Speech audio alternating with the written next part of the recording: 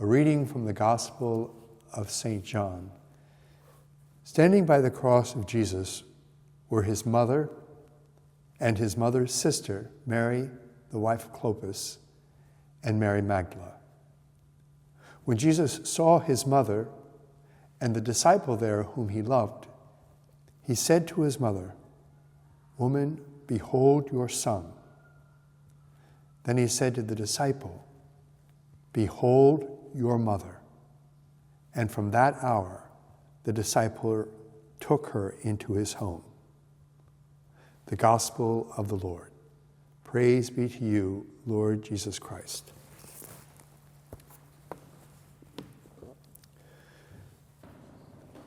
I'm basing my reflection on that small snapshot taken from John's Gospel today. It's of Mary, the sorrowful mother, barely standing beneath the cross of her son. The beloved disciple becomes her crutch. The dying Jesus calls her woman. Now that's not the first time. When they ran out of wine at the wedding of Cana, and she asked him to do something, he questioned her. "Woman, what does this have to do with me?" Now he's running out of blood, and she's wondering why this had to happen to him. Imagine a mother's mind racing and remembering. Her yes to Gabriel, had she only known the willful teenager. The man rejected by her townspeople. And what did the old man Simeon in the temple say? Someone would pierce her heart. A sword would feel like a splinter in comparison to the actual pain she felt at this very moment. Years ago, Ted Turner, the wealthy businessman who founded CNN and who was no fan of organized religion, said that Christianity is for losers. On second thought, he's absolutely correct, but at depths he could not possibly fathom. Christianity is about losing. It's about loss, and who knows this better than Mary? She lost any hope of a conventional marriage. She lost her son at 12.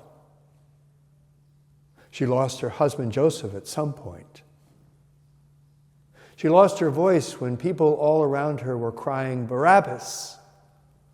while silently she was screaming, "Free my son." She knows about loss. She lost her son at 33. And yet this mother stands there, says John in the Gospel. She stands under the cross, which means she understands the cross and becomes a kind of Marian map for us at our crazy crossroads. When we lose our way, she continually points to Jesus. When we fail to follow through, she nods toward Jesus. And when nothing seems to make sense, she puts her hand across our own pierced heart and reassures us as only a mother can. She knows. But there's something deeper to be learned from this grieving mother. She stands there. She doesn't leave like most of the disciples. She doesn't curse God as one of the criminals does. She doesn't need to blurt out a statement of faith as the centurion did. She stands there. And despite the heartache, her eyes become profound pools of peace. She knows. In his autobiography, Eric Clapton, the 3-time inductee in the Rock and Roll Hall of Fame, looks back at a time which he called the absolute squalidness of my life. a time in which she was suffering terribly from alcoholism. In the midst of his torment came a moment of clarity. And it happened when he began to write a song called Holy Mother. The song is actually a prayer, and it goes like this. Holy Mother, where are you? Tonight I feel broken in two. Holy Mother, can't keep from crying. Oh, I need your help this time.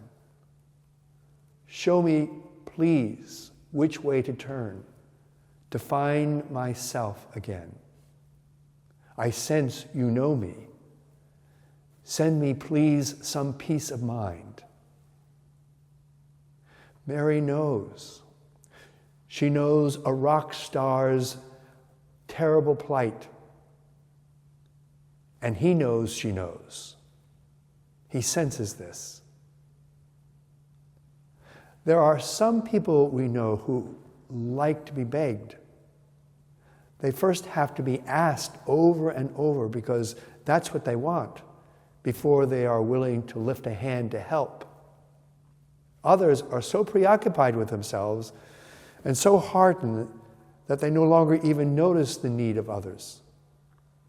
But as St. Alphonsus writes, Mary models for us an open-eyed help. In other words, she sees, she notices, she knows, and she helps. She does not wait to be asked. Alphonsus continues, Mary is many-eyed. She sees us all and yearns to come to our aid even before we call on her. The icon of our Mother Perpetual Help confirms this truth. Mary's eyes are on everyone, no matter where they stand, no matter what side or angle they approach her. She sees and she knows.